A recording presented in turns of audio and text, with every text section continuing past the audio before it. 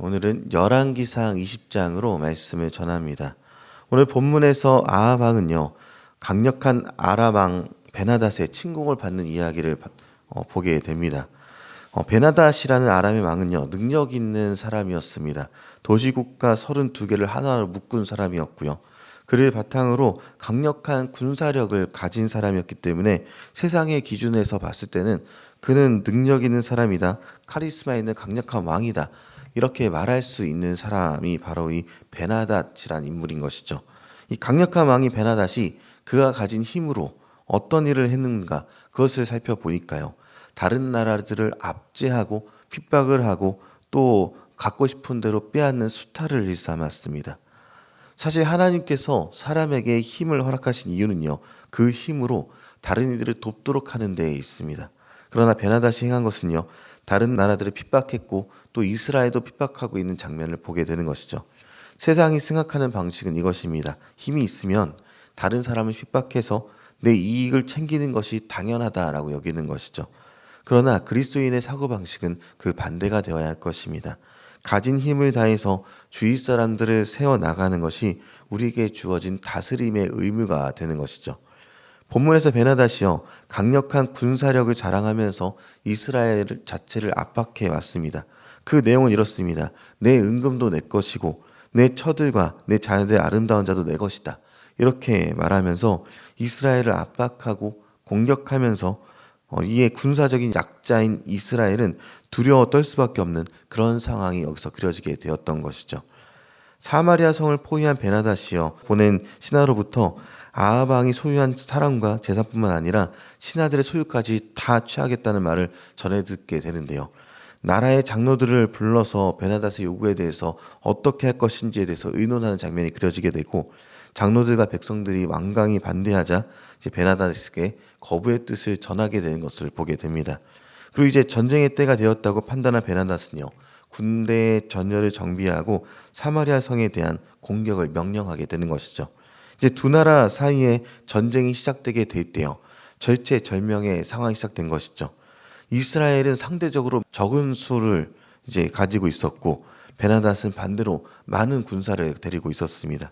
이스라엘의 마지막을 생각할 수밖에 없었던 그 순간에 하나님께서 은혜를 베풀어 주시는데요, 한 선지자를 아합에게 보내십니다. 그래서 이스라엘의 주인은 아합도 아니고 다른 나라도 아니고 오직 하나님뿐임을 알게 하시겠다, 이렇게 말씀을 하시는 것이죠.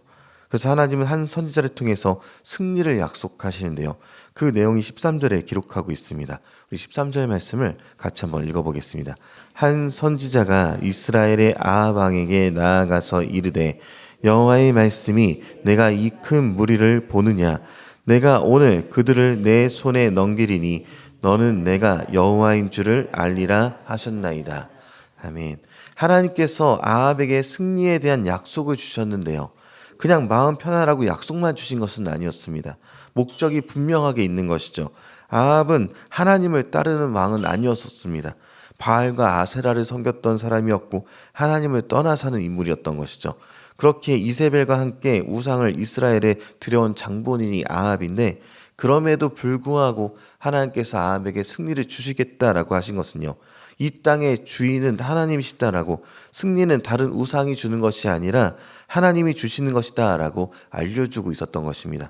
그리고 그 예언은요, 단지 잘 될 거야 라고 말하고 끝인 것이 아니라 실제로 하나님께서 아합에게 승리를 주시는 장면으로 그려지게 되는 것이죠. 바로 이루어집니다. 그리고 그 승리에 대해서 21절의 기록에는요, 크게 이겼더라, 이 일을 말하고 있는 것이죠. 하나님이 한 선지자를 통해서 아합에게 약속대로 이스라엘은 베나닷의 군대의 대승을 거두게 되었는 것인데요, 이스라엘은요, 하나님의 은혜로 수적인 열세의 상황에서도요, 큰 승리 자체를 경험하게 되었던 것입니다.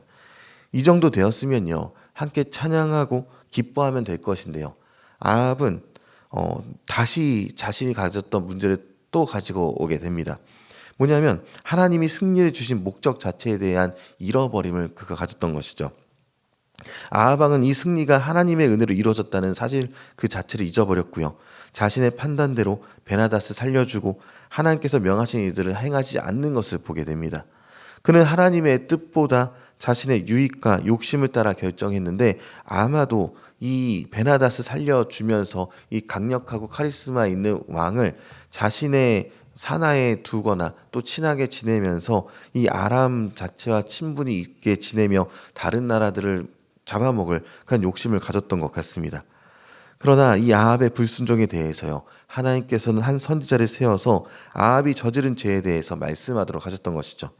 선지자는 아합에게 잘못을 전하기 위해서 친구에게 자신이 상처가 나도록 때리려 달라고 요구한 뒤에 수건으로 자신의 눈을 가리고 길가에서 아합을 기다리고 있다가 그를 만나자마자 이야기를 합니다.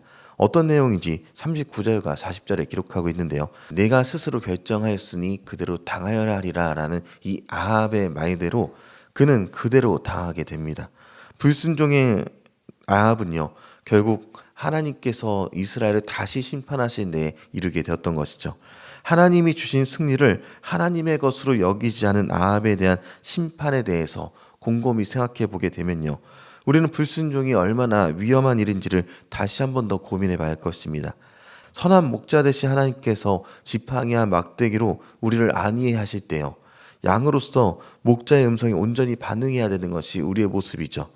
만약 양이 목자의 음성을 듣고도 마음대로 가면요, 이리를 만나든지 강도를 만나든지 무리에서 떨어져 죽게 될 뿐이 모습이 될 것입니다. 본문의 아합이 그러했습니다. 하나님께서는요, 우리 인생에도 다양한 모습으로 개입하고 역사해 주시죠. 하지만 우리 역시 하나님의 은혜와 도우심으로 이루어지는 그 많은 상황을 바르게 해석하지 못하고 자신의 욕심과 자기 자랑을 위한 도구로 삼으려 할 때가 많습니다. 그러나 하나님께서는요, 하나님께 돌려야 할 영광을 자신을 위한 공로로 삼으려는 불순종한 행위를 결코 간과하지 않으신다는 것이죠. 우리는 창세기에 아브라함이요 318명의 용사로 아시리아 도시국가 연합을 이겼을 때 지극히 높으신 하나님의 제사장 멜기세덱 앞에서 자신의 힘으로 이긴 것이 아니라 하나님이 주신 승리를 기억하면서 십분지기를 드렸던 것을 교훈 삼아야 합니다. 시편에서 시인은요, 내게 주신 모든 은혜를 무엇으로 보답할까라고 찬양하기도 합니다.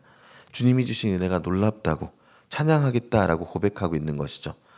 이 세상이라는 전쟁터 속에서 우리가 살아가지만요, 이 모든 싸움이 하나님께 속해 있음을 기억하면요, 내가 잘나고 잘해서 지금 이 위치에 있지 않음을 고백할 수 있어야 할 것입니다. 우리에게 구원을 베푸신 하나님의 은혜를 깊이 생각해 보면서요, 주님의 은혜를 끝까지 잊지 않고 오늘 시인처럼 어떻게 그 은혜를 보답할지를 고민해 보고 살아가는 저 여러분이 되기를 주님의 이름으로 축원드립니다.